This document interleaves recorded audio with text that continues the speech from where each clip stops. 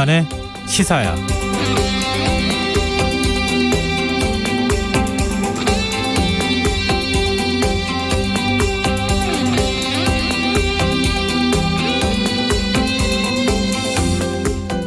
정부가 오늘 중대재해기업법 처벌법 시행령을 발표했습니다.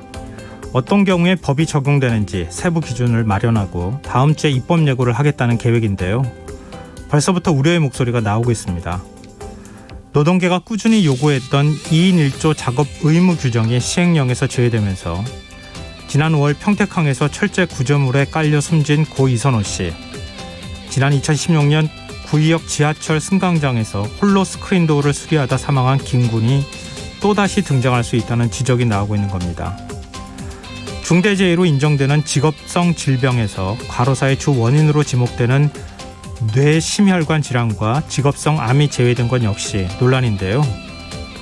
이 문제 어떻게 봐야 할까요? 이런 상황에서도 일부 언론들은 열사병 환자가 3명만 발생해도 사업주가 처벌받을 수 있다면서 과잉 처벌을 강조하고 있습니다.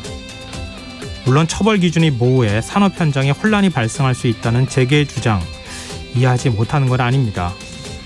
하지만 연간 8,900명의 노동자가 일터에서 목숨을 잃고 있는 현실을 생각하면 답답한 마음을 감추기 어려운 것도 사실인데요. 중대재해기업처벌법 입법 예고 과정에서 보다 현실적이고 실효성 있는 개선안이 논의됐으면 하는 바람입니다. 시사평론가 김성환입니다. 민주당이 오늘부터 사흘간 대선 후보를 뽑기 위한 여론조사를 실시합니다. 컷오프 결과는 일요일에 발표될 예정인데요. 잠시 후 뉴스야 외전에서 민주당 예비 경선의 관전 포인트는 무엇인지 짚어보고 국민의힘에서 불거진 여성가족부 폐지 논란 살펴보겠습니다. 코로나19 신규 확진자 수가 이틀 연속 최대치를 기록한 가운데 방역당국이 수도권 거리두기를 최고 단계인 4단계로 격상했는데요. 지금 우려되는 상황은 무엇인지 또 어떤 대책이 필요한지 더 깊이 있게 들여다보는 인터뷰 시간에 전문가와 얘기 나누겠습니다. 김성환의 시사에는 청취자 여러분의 참여와 관심을 기다립니다. 저희 애청자분들이라면 아시겠지만 시사에는 청취율 조사 기간을 맞아서 프로그램을 홍보하고 청취자분들의 참여를 독려하는 작은 이벤트 이어가고 있는데요. 오늘도 청취자 퀴즈 준비해봤습니다. 문제는 다음 중 김성환의 시사에 나오지 않는 사람은 누구일까요? 인데요. 오늘도 객관식입니다. 1번 김성환, 2번 김민하, 3번 배종찬, 4번 김형주. 정답 아시는 분들은 문자 보내주십시오. 저희가 10분 추첨해서 모바일 치킨 쿠폰을 선물로 드리겠습니다. 퀴즈 정답과 함께 오늘도 방송 내용 관련 의견도 받고 있으니까요. 적극적으로 많이 참여 부탁드립니다. 참여하실 문자번호는 샵 9730이고요. 짧은 문자는 50원, 긴 문자는 100원의 이용료가 부과됩니다. 콩 게시판을 통해서도 무료로 참여하실 수 있고요. KBS 라디오 유튜브 채널을 통해서도 실시간으로 시청 참여하실 수 있습니다. KBS 라디오 김성환의 시사야. 그럼 지금 시작하겠습니다.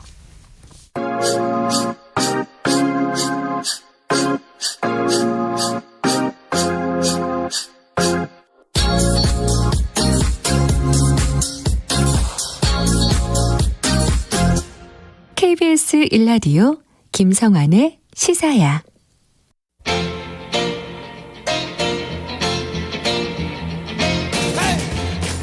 한 주 동안 있었던 뉴스 가운데 우리가 조금 더 깊이 들여다봐야 할 이슈를 짚어보는 시간입니다.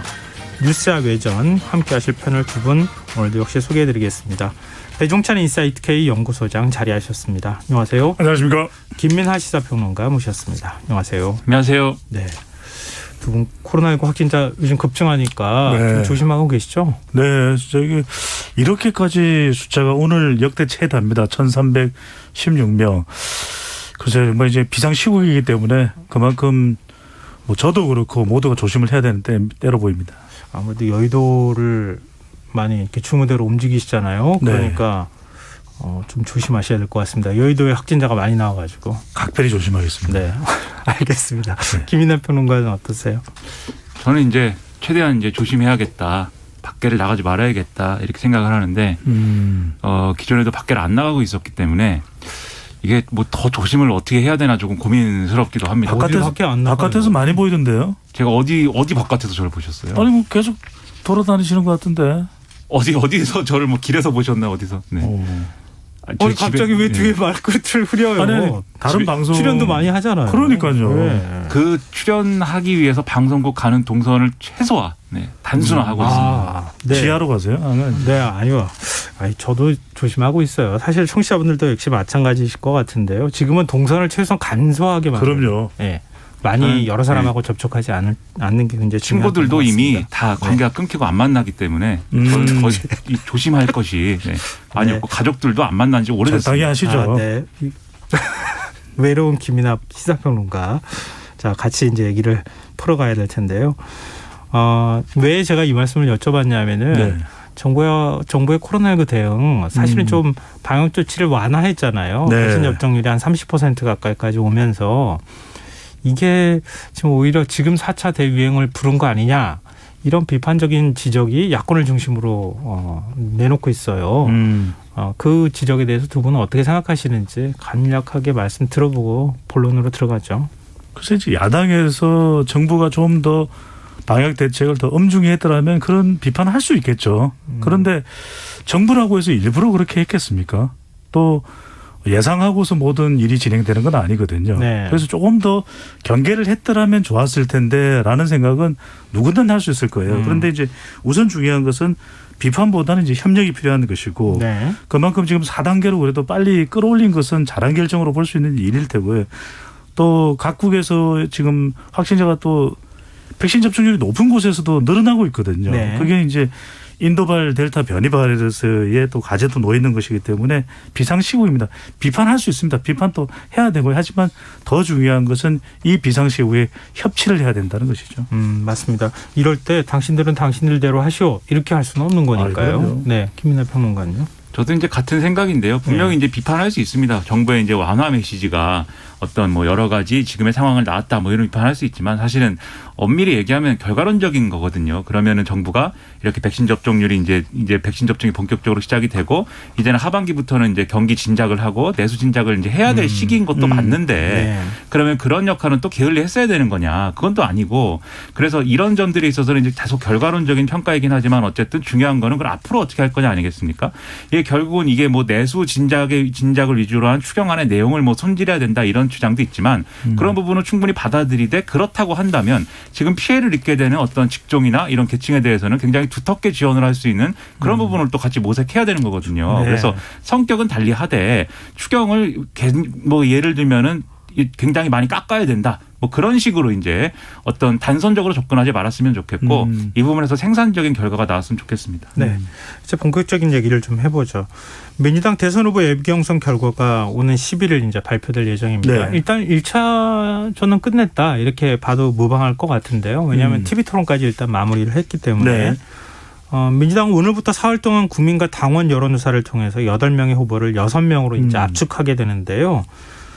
예비 경선의 관전 포인트 꼽는다면 어떤 게 있을까요? 저는 그냥 사람으로 보고 있습니다. 일단은 이제 모든 것이 다 끝났고 이제 결과만 기다리고 있는데 네. 국민 민심 50% 당원 50% 아니겠습니까? 네. 권리당원과 일반 당원에 큰 구분도 없어요. 그러니까 사실 민심과 당심이 크게 다를까? 크게 다르지는 않을 거라고 보고 있고 그렇다면 첫 번째로는 1위를 달리고 있는 각종 여론조사에서 이재명 후보의 득표가 어느 정도 되느냐. 저는 이게 네. 중요한 기준이 될 것으로 봐요. 앞으로 본경선도. 두 번째는 이제 추미애 후보의 득표가 어느 정도 되느냐. 상당히 파괴력이 있는 정도의 민주당 지지층 당원들의 지지를 받느냐 여부. 왜냐하면 지금 이른바 명추 연대설까지도 나오고 있거든요. 네네. 명추 동맹. 이재명, 그렇죠. 추미애 법무부 그만큼 장관. 뭐 찰떡캠이다 이런 이야기까지도 나오고 있는데 네. 이것이 이제 본 경선에 미칠 영향도 있는 것이고 마지막으로는 저는 이낙연 후보보다는 정세균 후보의 득표에 주목을 합니다. 과연 정세균 후보가 좀 유의미한 그래서 앞으로 좀 지지율이 상승할 수 있을 만한 동력이 마련되는 정도의 결과일까. 그렇지 못하다면 자칫 이낙연 후보 쪽으로 호남 중심으로 흡수될 수도 있는 그런 또 위협에 노출될 것으로 보입니다. 네, 김민하 평론가. 저도 비슷한 생각이고 경선이라는 게 경선 과정을 통해서 유권자들이나 당원들이 새롭게 발견했다 이런 게 이제 있으면 뭔가 앞으로도 좀 더 기대를 하게 만들고 여러 가지로 재밌는 경선이 될 수가 있는데 지금까지는 사실 그랬다기보다는 기존의 구도를 확인해 주는 그런 장면들이 많았던 것 같은데 그중에서 뭔가 새롭게 발견했다 그러면 그건 이제 추미애 전 장관의 이런 여러 가지 태도라든가 전략 뭐 이런 부분이죠. 그래서 그런 부분이 관심을 많이 끌 것 같고 그다음에 이재명 지사의 태도 본인에 대해서 이렇게 의혹이 제기되고 여러 가지로 이제 뭐 검증에 관련된 주장이 나올 때 그것을 어떻게 해명하고 어떻게 반응하느냐에 대한 태도를 가지고 앞으로 본선 어떻게 이제 대응할 것이냐 이걸 좀 가늠하게 만드는 그런 장면일 텐데 이게 또 사람들이 많이 기대했던 것과는 좀 다른 어떤 결과로 이제 이어졌어요. 좀 혼란스럽기도 네. 하고 그런 점들이 이제 앞으로 어떻게 평가의 대상이 되느냐가 좀 포인트일 것 같습니다. 이른바 뭐 이제 주류하고 비주류. 그러니까 이재명 지사는 비주류에 속하는 뭐 인물이잖아요. 네. 근데 예를 들면 이제 당심하고 민심이 엇갈리게 나온다거나 당심에서 이재명 지사 득표율이 좀 낮게 나오고 민심에서는 좀 높게 나온다. 이렇게 하면은 지금 엇갈리는 현상이 나오잖아요. 네. 그러면 이재명 지사 입장에서는 일종의 이른바 친문이라고 불리는 주류의 마음을 또 얻어가는 과정도 있을 거고 또 앞으로 주류 쪽이라고 얘기할 만한 이낙연, 정세균 두 후보의 연합 가능성이나 이런 것들이 커지니까 그럼요. 불확실성이 굉장히 높아지는 거잖아요. 그렇죠. 실제로 지역까지 발표가 될지 어떨지는 모르겠습니다. 또 특히 중요한 것은 이제 호남에서 얼마나 지지를 얻느냐, 대세론이 네. 만들어지느냐. 대체로 이제 더불어민주당과 또 국민 여론조사에서는 좀 높은 그런 지지를 확보하는 것으로 분석되고 있는 이 지사지만 호남에서 또 당원들 특히 이제 호남 당원들의 지지를 많이 못 받는 경우에는 본 경선에서 이낙연, 정세균 두 후보가 또 호남을 기반으로 해서 단일화 논의가 활발히 이루어질 수 있거든요. 네. 그래서 저는 특히 다른 지표보다도 궁금한 것은 가장 주목되는 것은 호남 당원, 호남 민심에서 이 지사의 득표 파괴력이 어느 정도 나올지가 굉장히 중요한 대목이 될 것으로 보입니다. 네. 그러면 실제 여론조사 결과는 어떻게 나오고 있을까 좀 궁금한데요. 지금 여론조사가 최근에 나온 게 있죠. 최근 여론조사 리얼미터가 오마이뉴스 의뢰로 지난 6일부터 7일까지 이틀간 전국 만 18세 이상 남녀 1,006명을 대상으로 민주당 대선 후보 적합도를 조사를 했는데요. 일단 이 여론조사에서는 이재명 지사가 응답자의 32.4%를 얻어서 1등을 했습니다. 네. 그리고 이낙연 전 대표가 19.4%로 이제 2등을 기록을 했는데 이전 국면과 비교하면은 다소 이제 좀 회복세가 조금 반영된 거 아니냐 이렇게 볼 수가 있겠고요. 네. 그리고 추미애 전 장관이 7.6%의 지지율을 얻어서 3등했습니다. 정세균 전 총리가 6.6%여가지고 추미애 전 장관한테 다소 이제 밀린 듯한 그런 네. 모습인데 이전까지는 이제 이재명, 이낙연, 정세균을 빅3다 이렇게 얘기를 했는데 네. 이 여론조사에서는 다소 이제 변동이 이제 일어났다 볼 수 있겠고요. 그 다음에 이제 박용진 의원이 5% 이렇게 얻었고 그리고 이제 최문승 강원도지사, 양승조 충남지사, 김두관 의원 이 세 명의 경우에는 각각 1.8%, 1.4%, 0.8%를 얻었습니다. 이 전체 여론조사 결과인데, 근데 조사 대상을 민주당 지지층으로 한정을 하면은 네. 조금 이제 다른 어떤 맥락들이 보이는데요. 민주당 지지층의 경우에는 약 절반이 50.3%가 이재명 지사를 지지한다고 응답을 했습니다. 그리고 이낙연 전 대표 지지한다고 응답한 비율이 30.5%, 추미애 전 장관이 좋다 이게 10.3%. 이렇게 3명이 이제 1, 2, 3등이었고요. 정세균 전 총리는 4.2%, 박용진 의원은 2.1%, 최문승 지사 0.8%, 양승조 지사 김두관 의원이 0.3%였습니다. 그 자세한 내용은 이제 중앙선거 여론조사 심의 홈페이지를 참조하면 되는데 뭐 이러한 여론조사 내용을 보면은 어떤 흐름이 분명히 뭐 눈에 띄는 것이다 이렇게 볼 수가 있겠죠.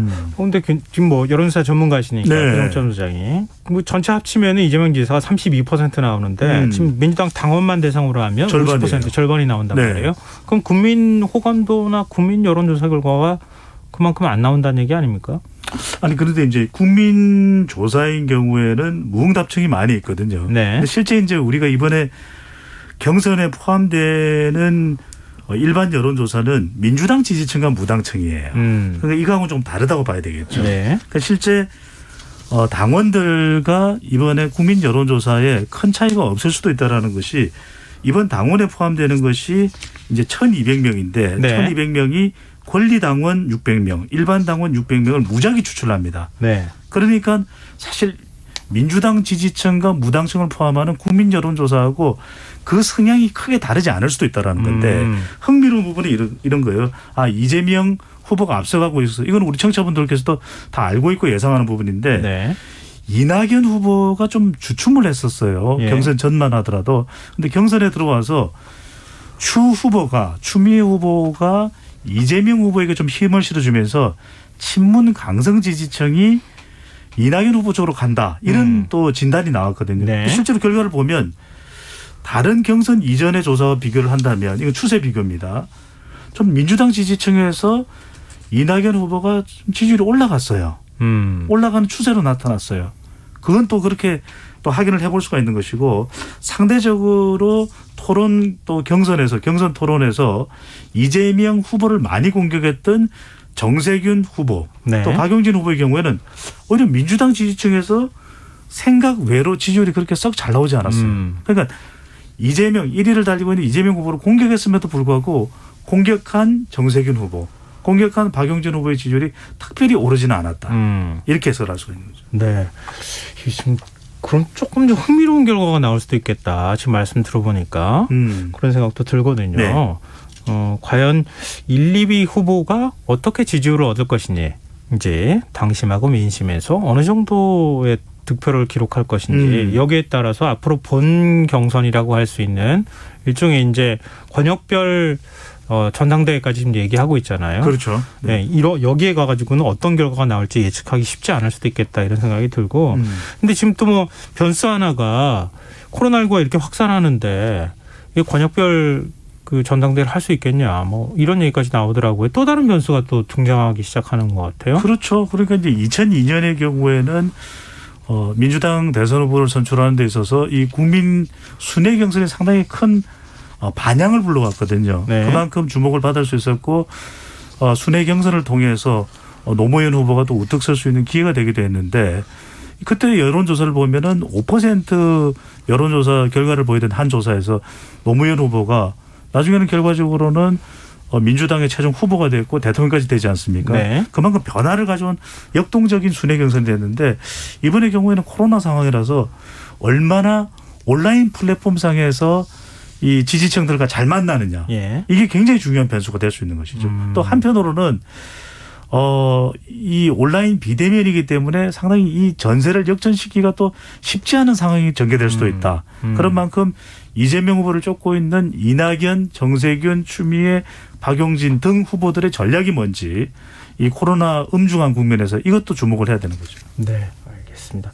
뭐 김민하 평론가 여기에 대해서 특별히 얘기하실 거 없으면 다음 얘기로 넘어갈게요. 네, 그러시죠. 네, 그러자는 분위기. 네. 아니요. 갑자기. 아니요, 네, 뭐 그런 거죠, 뭐. 네. 아까 기분이 상하셨어요? 아닙니다. 기분이 이상하다니요. 네. 친구 관계가 뭐 안 좋을 수도 있죠. 네, 그럼 넘어갈게요. 민주당 후보들이 지난 일주일 동안 국민 면접도 했죠. 4차례 TV 토론 열고 그랬는데요. 이게 이제 예비 경선 판세에 어느 정도 영향을 미쳤을까? 또 민주당 경선이 과연 흥행이 어느 정도 성공을 하고 있을까? 이게 좀 궁금하거든요. 김민하 평론가 그 부분에서 먼저 얘기해 주시죠. 아까도 말씀드렸듯이 기존 구도를 다시 한번 확인하는 정도였던 것 같습니다. 이게 여러 가지 흥미로운 장면들이 있었는데 가령 이제 이재명 지사가 뭐 바지 얘기를 한다든지 네. 뭐 그리고 바지 얘기를 비록 했지만 나머지 부분에서는 또 본인을 향한 이런 여러 가지 비판이나 이런 것들에 대해서 분명히 뭔가 받아치고 분명히 반론하고 싶을 텐데 꾹꾹 참는 모습을 보인다든지 그리고 이제 뭐 이 박용진 의원이 뭐 이재명 지사의 말 바꾸기 뭐 이런 기본소득은 왜 1번 정책이라고 하더니 뒤로 뺐느냐 뭐 이런 거 가지고 공격을 한다든지 이런 이제 흥미로운 장면들이 있었지만 그런 것들이 이 경선을 통해서 뭔가 역동적으로 구도가 바뀌고 있구나 이런 걸 보여주지는 않았거든요. 그래서 사실 그런 어떤 이재명 지사에 대한 어떤 검증 그리고 왜 기본소득 한다더니 왜 정책을 얘기를 안 하냐 뭐 이런 것들에 대한 검증 구도였지 이게 서로 어떤 비전을 보여주고 어떤 나라를 만들기 위해서 내가 어떤 대통령이 되겠다를 충분히 보여줄 수는 없는 그런 이제 구도의 어떤 경선 과정이었다. 이렇게 보이고요. 그런 차원에서 상당히 이제 아쉽다라는 느낌이 있는데 여기서 이제 아까도 말씀하신 추미애 전 장관의 그 전략이라든가 이런 것들이 사실은 이 모든 어떤 이재명이냐 아니냐의 구도 속에서 거의 유일하게 이제 흥미로운 포인트가 되고 있는 거죠. 이제 어저께부터는 이낙연 후보에 대해서 또 강력하게 이 추미애 전 장관이 공격을 하고 있는데 네. 이렇게 얘기하지 않았습니까? 반 이재명 연대라는 게 사면 연대가 되는 것은 아닌지 우려된다. 근데 이게 이낙연 전 대표의 약점이거든요. 사면 얘기했다가 지지율이 이렇게 떨어지고 그것으로 네. 인해서 핵심 지지층으로부터 등을 돌리게 만든 그 요소를 다시 한번 꺼내들었기 때문에 추미애 전 장관이 이제는 확실한 본인 입장에서는 확실한 3등은 이미 이제 쟁취를 했고 2등 싸움을 이게 하겠다는 거로구나. 이런 걸 볼 수 있는 구도기 때문에 네. 그게 이제 좀 흥미로운 포인트고 나머지는 이제 이재명이냐 아니냐 이제 이 구도였던 것 같습니다. 네. 배종찬 소장님. 저는 경선이라는 것이 얼마나 어떻게 진행되느냐가 중요한 것 같아요. 그러니까 네. 저는 절반의 성공, 절반의 실패다. 이번 경선의 경우에는 왜냐하면 주목을 많이 받았습니다. 네. 그런데 정작 소문난 잔치에 먹을 것이 없다. 이런 평가를 받을 수밖에 없는데 첫 번째로는 이제 후보가 일단 많죠. 9명이었다가 이제 8명으로 2차 토론회부터는 한 명이 줄긴 했지만 네. 그럼에도 불구하고 너무 많은 후보일 때 어떻게 경선 토론을 진행해야 될지에 대한 노하우가 분명하지 않았다. 두 번째로는 이제 내용인데 글쎄 이렇게 좀 포괄적으로 갔었어야 될까. 예비 경선이긴 하지만 그래도 좀 좁혀서 자 남북 문제의 이런 현안일 때는 어떻게 국정을 이끌어 가실래요. 그다음에 이 경제 양극화 부분은 어떻게 하실래요. 부동산 정책의 이런 부분은 어떻게 각자의 의견대로 국정을 운영하실래요. 대통령이 된다고 한다면 네. 이렇게 좀 이끌어갔으면 좋았을 것이다라는 생각이 들거든요. 그러니까 좀 더 형식을 시간도 부족하고 기억에 남는 인생의 곡, 인생의 사진 기억이 안 남아요. 본 사람들은. 그래서 저는 좀 더 이런 부분들을 더 무엇을 실질적으로 유권자나 지지층이 원하는가 이렇게 했으면 하는 그런 바람이 있는데 결국 가장 중요한 거죠. 진행자입니다. 네. 김성환 진행자가 했더라면 얼마나 좋았을까. 더 크게 얘기하세요. 이거보다 더 크게 이야기할 수 있는. 네. 농담입니다. 네. 아니 근데 형식을 너무 화려하게 꾸미려고 하다 보니까 그러니까요. 예, 후보자들이 잘 눈에 안 띄는 현상도 좀 나타나는 것 같고. 형식이 화려할 수는 있는데 지금 배 소장님 말씀처럼 이게 사실은 아무리 경선이지만 결국은 당내 경선이지만 지지층 또는 당원들만 이해할 수 있고 당원 또 지지자들끼리만 이해할 수 있는 이런 구도는 좀 벗어나야 되거든요. 그렇죠. 이 과정 자체가 어쨌든 국민들의 지지를 모아가는 그런 과정이 돼야 되는데 이번 경선이 이제 국민들에게 어떤 뭔가를 어필하는 그런 이 민주당이 정권 재창출을 하는 의미가 뭐고 그런 것을 위해서 이런 후보들이 경쟁하고 있다. 이런 걸 보여준 게 사실은 보여주는 것에는 실패했기 때문에 네. 그 점에서는 분명히 이제 좀 아쉬운 부분이 있다라고 그러니까 얘기할 수밖에 너무 없는 답이 빤했다는 거죠. 답이 빤할 수 없는 그런 주제들 아주 세분화해서 자 당신이 지금 대통령입니다. 이거 어떻게 할래요? 네. 그렇게 물어봤더라면 더 좋았을 뻔했던 거죠. 배종찬 소장을 대선 경선기획단에다 보낼 거 그랬어요. 네. 자, 지금 여러분께서는 KBS 라디오 김성환의 시사회를 듣고 계십니다. 뉴스의 외전 김민하 시사평론가 배종찬 인사이트 K 연구소장 두 분 패널과 함께하고 있습니다. 자, 민주당 얘기는 여기까지 하고요. 이제 야당 얘기 좀 해보죠. 국민의힘도 이제 경선준비위원회를 본격 가동하고 대선 준비 체제에 돌입을 했어요. 가장 큰 관심은 당박 주자들. 뭐 이준석 대표가 주장해온 8월 경선 버스에 과연 탑승할 것이냐 말 것이냐 이거 아닐까 싶거든요. 어떻게 보세요? 지금 굉장히 복잡해가지고 지금 야권은 누가 당장 입당을 할지 최재형 전 감사원장이 입당할 것이다 이렇게 얘기를 하고 있는데 윤석열 전 검찰총장은 또 입당 안 할 것처럼 하다가 갑자기 이준석 대표하고 함께 밥을 먹었나요? 둘이서만 독대를 했다. 뭐 이런 얘기 나오면서 또 달라지는 것 같고 어떻게 될 거라고 보세요? 윤석열 전 총장은 본인 입장이 확정이 안 된 것 같습니다. 결론적으로 얘기하면. 왜냐하면 이게 분명히 지난번에 대표 경선할 때도 권성동, 정진석 의원 등을 만나면서 윤석열 전 총장이 조기 입당으로 정리했구나 그랬는데 그 이준석 대표 탄생 이후에는 또 좀 거리를 두는구나 하다가 또 이제 예를 들면 안철수 대표를 만나면은 뭔가 제3지대에서 해보려는구나. 그러다 또 이준석 대표를 만나면 입당을 생각하나 계속 언론의 평가가 이렇게 하루하루 누구를 만났는지에 따라서 이제 막 달라지고 이러는데 종합적으로 얘기하면 윤석열 전 총장이 굉장히 어쨌든 넓게 만나자는 이제 생각으로 지금 계속 이제 사람들이 만나는 것 같고 심지어 유인태 전 의원이라든가 이런 법여권에 속하는 이런 사람들도 일부 만나겠다는 거 아닙니까? 그런 걸 볼 때 네. 본인이 상당히 어떤 정치에 대해서 충분히 준비가 안 된 상태로 이제 어쨌든 출발을 했다라는 인식을 본인이 강하게 갖고 있는 상황에서 그걸 보완하기 위한 어떤 뭐 이런 행보들을 하는 것 같아요. 그래서 이 행보만 가지고 이제 국민의힘의 입당식이나 이런 것들을 좀 가늠해 보기는 상당히 어려울 것 같은데 다만 이제 그 종착점이 어쨌든 국민의힘하고 함께하는 것이다라는 것은 이제 분명한 어떤 목표가 있는 것 같습니다. 그런데 제가 볼 때 그러면 이게 결국은 중간에 이제 이 경선 버스의 문을 뭐 잠시 열어주는 게 아니라고 하면 예를 들면 지금 이준석 대표는 컷오프를 2번 정도 해가지고 네. 그 컷오프를 2번 하고 뭐 이런 일정을 일부 밝혔는데 그렇게 따지면 그러면 일종의 윤석열 전 총장이나 최재형 전 감사원장 같은 외부에 있는 인사들은 일종의 와일드카드로 중간에 합류시켜 주는 거냐 이런 생각도 해볼 수는 있거든요. 당내에서 그거는 반발이 있습니다. 다른 주자들도 이제 거부를 할 것이고 쉽지 않다고 하면 결국 8월 달에 입당해서 같이 경선을 치르는 방향으로 가거나 아니면 경선 끝나고 밖에서 단일화를 하거나 이 두 가지 모델 중에 하나 아니겠습니까? 네. 그런데 윤석열 전 총장이 11월까지 이 지지율, 이 상태, 이 분위기를 유지를 할 수 있을 거냐. 저는 그게 좀 힘들지 않을까라고 생각을 해서 그럴 네. 거면 8월 달에 입당을 하는 것이 여러모로 유리하지 않을까라고 저는 생각을 합니다. 네. 백인천 소장 어떻게 보세요? 결국에는 이제 제일 큰 고민은 그걸 거예요. 이 보수 야권에서는 이 경선을 어떻게 꾸려나가느냐. 그런데 이제 필승 카드가 뭐냐일 것인 거죠. 그냥 윤석열 전 총장에 국한되느냐. 국한될 수는 없는 것입니다. 그만큼 윤 전 총장의 지지율의 속성 자체가 반사체이고 예. 그리고 불확실하고 지금 국민의힘 지지를 가장 많이 받는데 국민의힘 입장에 불분명한 것이거든요. 그다음에 윤 전 총장의 가장 큰 경쟁력이라고 한다면 확장성이었죠. 그러니까 중도층과 중도층을 이야기했고 네. 충청 대망론을 이야기했고 그리고 MZ세대도 이준석 대표와 결합되면서 견인할 수 있다 이야기를 했는데 지금 계속해서 나보수를 강조하고 있거든요. 네. 나는 보수다.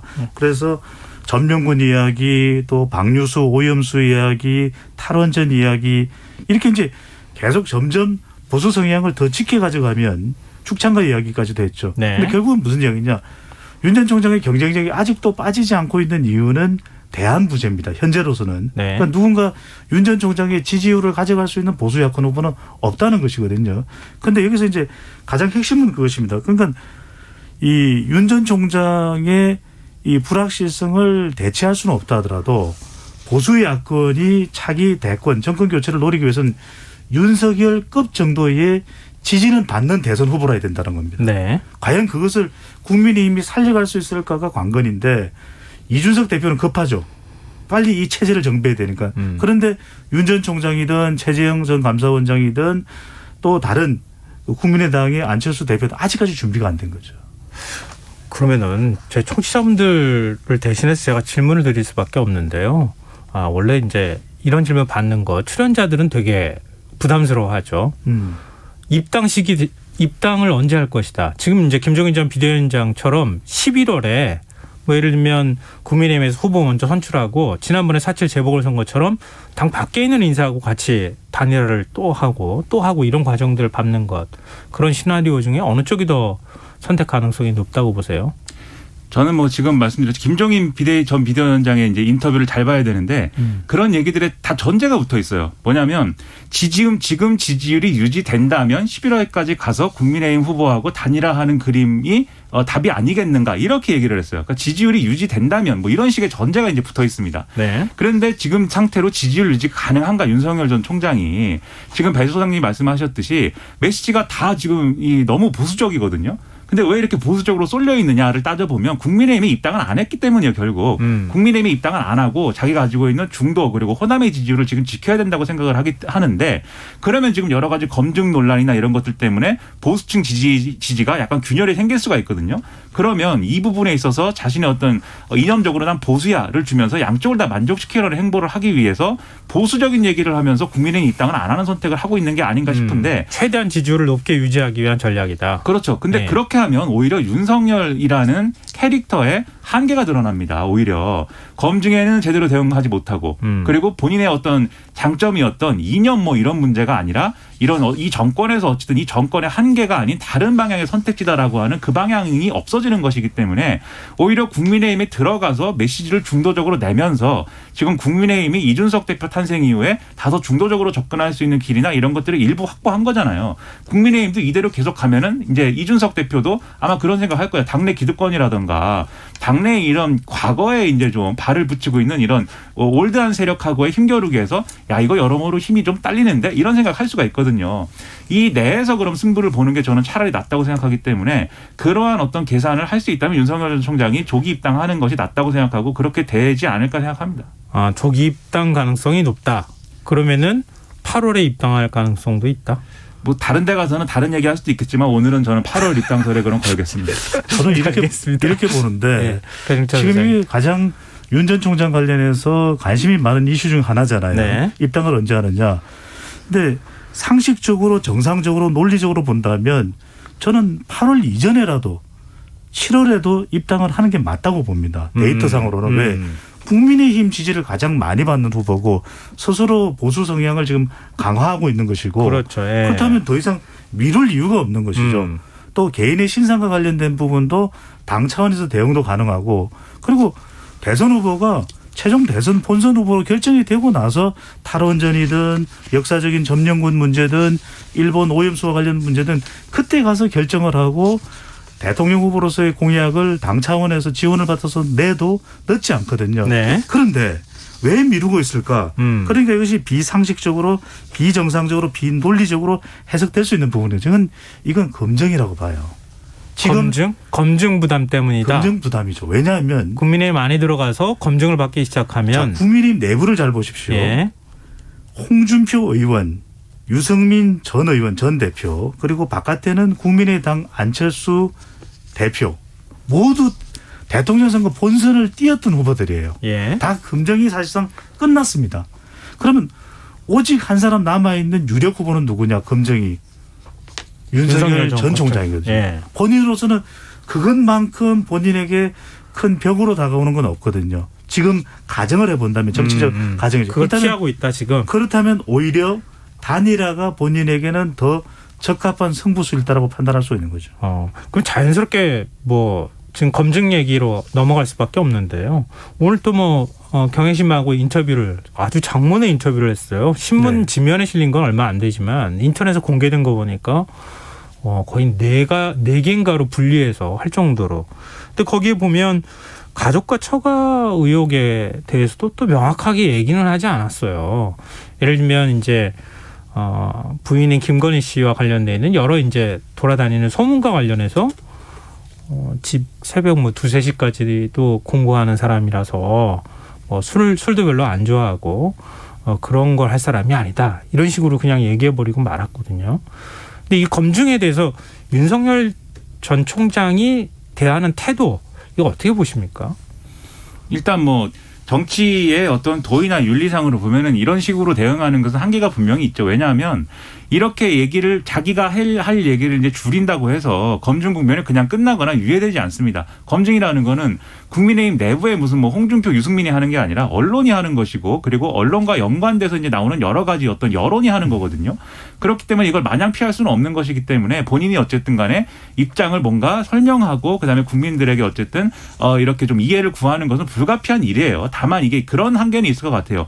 이 대선 국면이라는 짧은 시기에 이 윤석열 전 총장의 인생 그리고 그 배우자와 처가 인생의 전부를 해명하기가 어렵습니다. 네. 사실규명이 되게 어려운 부분들도 있고요. 그리고 분명히 재판이나 수사에서 해결돼야 될 문제들도 있고 그러다 보니까 지금 당장 뭔가 다 해명하고 다 설명하기 좀 어려운 부분도 있겠죠. 하지만 국민들이 보기에 이렇게 제기된 의혹에 대해서는 윤석열 전 총장이 적어도 지금 시점에서 할 수 있는 최선의 어떤 해명을 하고 있다. 이런 느낌을 줘야 되거든요. 근데 지금까지 한 얘기들을 종합을 해보면 장모의 인생은 경향신문 인터뷰 그런 얘기죠. 장모의 인생은 장모의 인생이고 내가 할 길에 대해서는 국민들이 판단하겠다. 그리고 배우자에 대해서는 이제 일종의 흑색선전이 있다. 잘못된 흑색선전이. 이미 난 다 그거에 대해서 검증 받았다. 그렇죠. 네. 네, 그렇게 얘기를 하는데 국민들은 그렇게 생각하지 않거든요. 그래서 이 부분은 최선의 해명을 해주는 것이 중요하고 이 내용과 관계없이 이 의혹의 내용과 관계없이 윤석열 전 총장의 태도를 보고 국민들은 판단을 할 거라고 봅니다. 네, 배종찬 소장 이 부분까지 같이 얘기해 네. 주셨으면 좋겠는데요. 지금 김건희 씨와 관련되는 논문 표절 의혹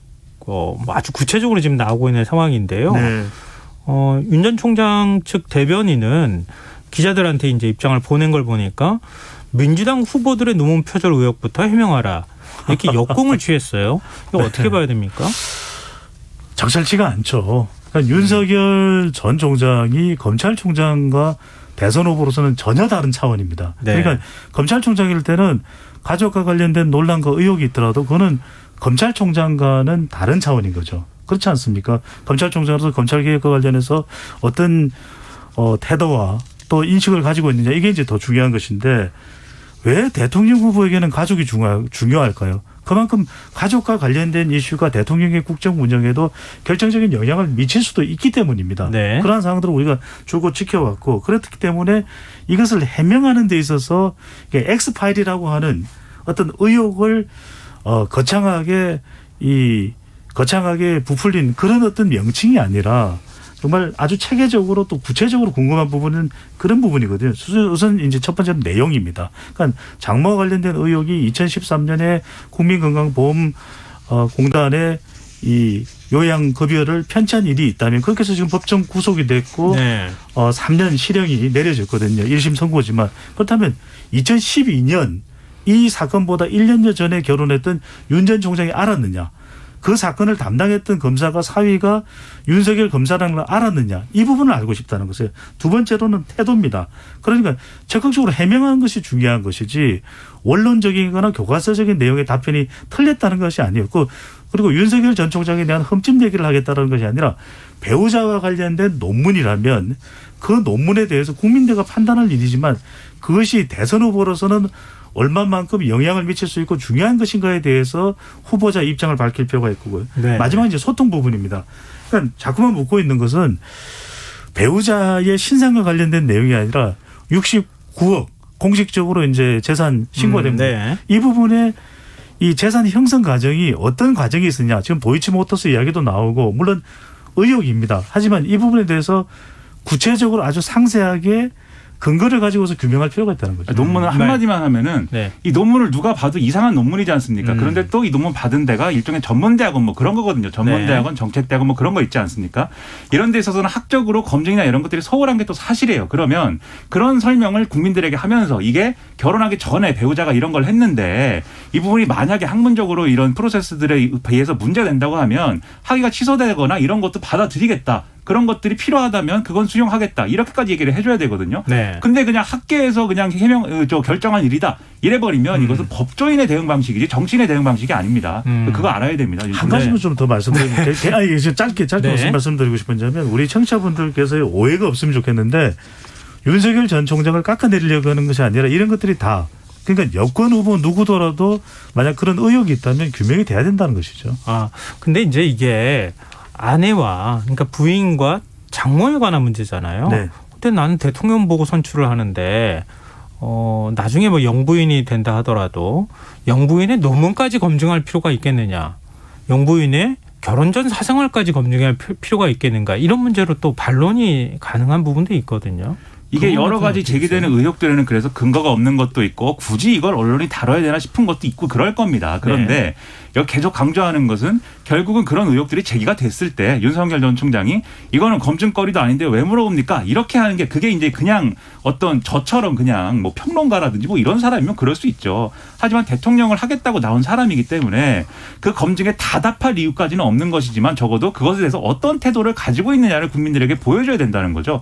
이것에 대해서 할 말이 없는가? 할 말이 없는 거냐? 할 말이 없는 게 아니지 않습니까? 네. 할 말을 제대로 하는 게 훨씬 더 중요하다고 봅니다. 네. 이 말씀만 드리고 싶어요. 왜냐하면 왜 규명을 하느냐. 지금 윤석열 전 총장이 그렇다고 해서 대통령이 되어서는 안 된다는 이야기를 하는 건 아니잖아요. 그러니까 가족과 관련된 의혹에 대해서 규명이 되는 겁니다. 네. 규명이 되어야만 유권자들은 평가를 할 수 있는 것이고 규명이 됐고 평가가 됐음에도 불구하고 윤 전 총장을 지지하겠다.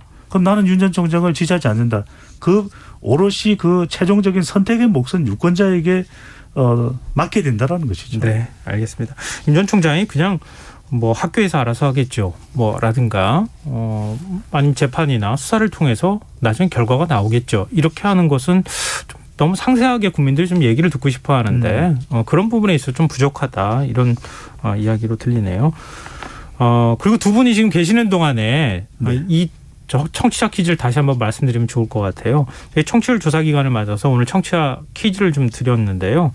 김성환의 시사에 나오지 않는 사람은 누구일까요? 이 객관식 문제입니다.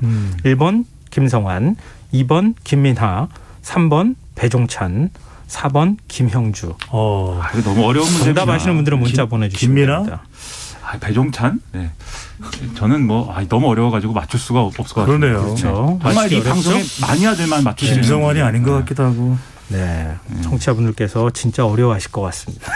자, 오늘 10분 추첨해서 모바일 치킨 쿠폰 선물로 드리니까요. 적극적으로 많이 참여해 주십시오. 참여하실 문자 번호는 샵9730이고요. 짧은 문자는 50원, 긴 문자는 100원의 이용료가 부과됩니다. 폰 게시판 KBS 일라디오 유튜브 채널을 통해서도 참여가 가능하니까요. 참여 부탁드립니다. 자, 오늘 여기서 뉴스와의 외전은 마무리하겠습니다. 지금까지 이거 어떻게 이름을 얘기하죠? 김민하 시사평론가, 배종찬 인사이트 K 연구소장 두 분과 함께했습니다. 고맙습니다. 고맙습니다. 감사합니다.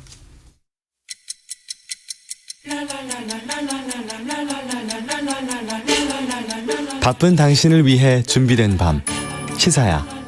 시사평론가 김성환과 함께합니다.